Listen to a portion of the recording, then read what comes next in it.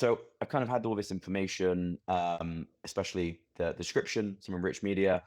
Now I just want to make sure that I'm really looking at the right places. So what I'm going to do is I'm actually going to hit this switch to AR button just at the bottom right.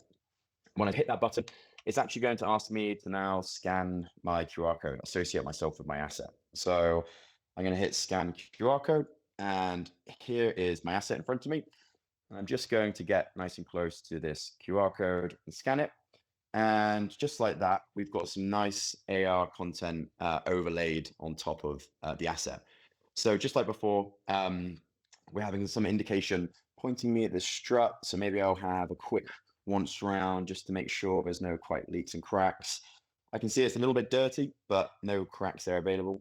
But if I look up as well, I can actually see I'm supposed to be looking at these connection points as well.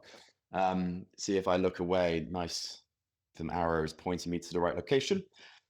So I maybe do this visual check, maybe do a full 360 around this just to make sure that everywhere is correct. There's no leaks or cracks available.